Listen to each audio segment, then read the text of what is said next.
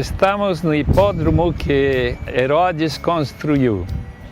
Impressionante, esse local mostra como o entretenimento era tão importante na vida dos romanos, aqueles que eram livres, claro, não os escravos, tal como o futebol é no mundo moderno, ou a televisão.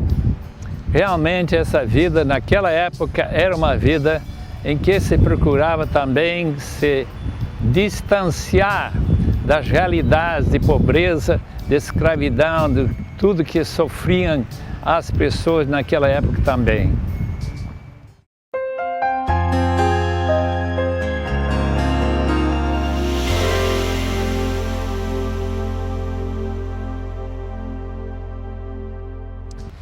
Nesse mundo onde entretenimento e diversão eram tão importantes, aparece o grande e mais impressionante fator chamado Evangelho, impulsionado pela descida do Espírito Santo.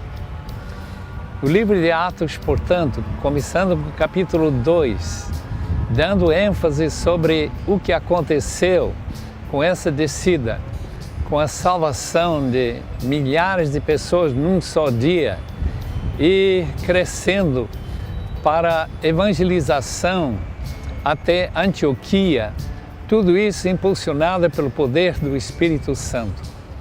O livro de Atos dá essa ênfase especial sobre o Espírito Santo e sobre o avanço do Evangelho para o mundo gentílico. É justamente no livro de Atos que nós conhecemos que o Evangelho apareceu, por exemplo, para um eunuco que está indo para a Etiópia. Era uma pessoa de alta categoria do governo e Candace, a rainha. Nós encontramos Cornélio se convertendo, um centurião romano. Tudo isso porque o Evangelho foi levado pelo poder do Espírito para convencer pessoas que eles precisavam de Cristo. Então esse mundo de entretenimento realmente recede para o pano de fundo no avanço desse Evangelho que chega até pessoas importantes, chega às pessoas como escravas, o Império Romano com talvez metade da população escrava. Realmente foi algo impressionante.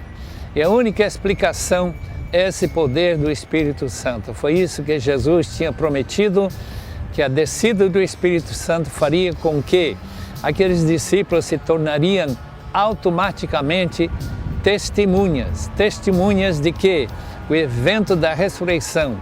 O livro de Atos enfatiza demais a ressurreição de Cristo como um fato central, que muda toda a sua visão da história do futuro, porque a pessoa que morre vai ressuscitar também como Jesus ressuscitou. De fato, no livro de Atos nós encontramos esta visão, essa transformação de buscar apenas de se divertir para realmente ter alguma coisa tremendamente sério em que se pode dedicar a sua vida. E nós continuamos vendo esse trabalho missionário chegando até os confins da terra para todos os povos, línguas e nações, tal como Jesus tinha prometido. Mas tudo dependendo do Espírito Santo.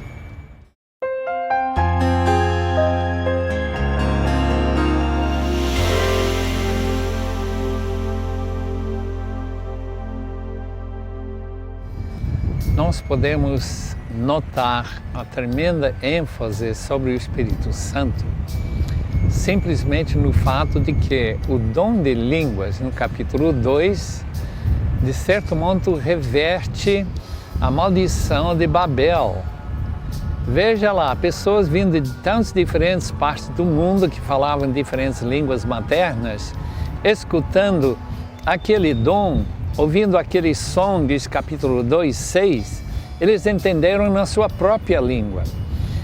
Esse fator do poder do Espírito, poder fazer com que pessoas que não tinham nenhuma possibilidade de entender uma língua estranha, vão receber essa notícia sobre as grandezas de Deus. Esse Evangelho que também se divulgou no livro de Atos, nós vemos com a descida do Espírito Santo em capítulo 10 sobre aquele grupo de pessoas na casa de Cornélio.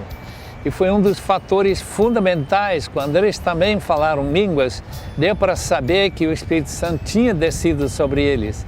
Era a razão que eles foram batizados e aceitos como membros integrais, sem precisar se circuncidar, sem precisar ser batismo no tipo que os judeus requeriam, sem ter que ir para o templo e fazer um sacrifício.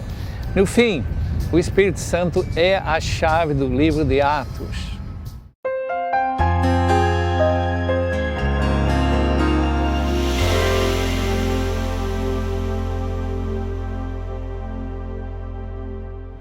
Depois de observar a realidade de que os temas de Atos envolvem a expansão missionária e o poder extraordinário do Espírito Santo, talvez para muitos seria uma surpresa imaginar que um terceiro tema extremamente relevante em Atos é a sua postura estratégica na obra de Deus.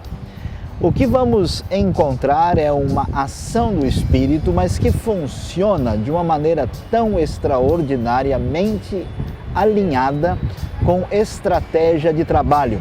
Interessante que vamos ver nas viagens de Paulo como as cidades são escolhidas a partir da sua importância, como são centros de difusão de conhecimento e de cultura, como Paulo, quando chega em algum lugar, ele tem uma estratégia de trabalho, ele procura aqueles que estavam esperando o Messias, os judeus, e depois então aqueles que têm interesse neste conhecimento que os judeus têm, que são gentios já preparados para ouvir esta mensagem. O poder do Espírito e o elemento milagroso não impede que a obra seja feita com tanta organização. Mas quando vamos um pouquinho mais à frente e olhando aqui para o hipódromo de Cesareia, nesse mundo de entretenimento, quando a sociedade romana mostrava com bastante nitidez a injustiça social, Herodes o Grande mandou construir tudo o que está aqui e muito mais na sua época, e ele apenas refletia uma realidade de um mundo dividido em pessoas que tinham valor e as que não tinham valor. Cerca de 60% da população do Império Romano na época era constituída de escravos. As pessoas que não faziam parte da elite da nobreza eram simplesmente desprezadas e reduzidas a nada nesse mundo de desigualdade. É surpreendente perceber como o livro de Atos vai dar atenção especial àquelas pessoas que de certa forma estavam marginalizadas no mundo antigo. Isso não é apenas uma realidade romana, mas até mesmo no mundo judaico, onde havia uma separação, um distanciamento das pessoas que de certa forma eram consideradas menos dignas por causa da sua posição religiosa ou social. Por isso Atos vai chamar a nossa atenção, porque nós vamos ver uma ênfase em mulheres, vamos ver ênfase no eunuco, vamos ver ênfase nos gentios que não tinham valor religioso no contexto judaico, vamos ver a atenção dada a samaritanos, vamos ver a atenção dada a pobres, ou seja, as pessoas que de alguma forma pareciam não ter esperança e que eram excluídas do ambiente sociocultural e religioso, são alcançadas por essa mensagem extraordinária de poder e libertação. Mensagem de poder e libertação que não só alcançou judeus e gentios no mundo antigo, mas que ainda hoje atinge os corações pela graça de Deus, pela obra do Espírito que traz vida, libertação e salvação. Por isso você é nosso convidado a acompanhar este fascinante estudo do livro de Atos aqui no Rota 66.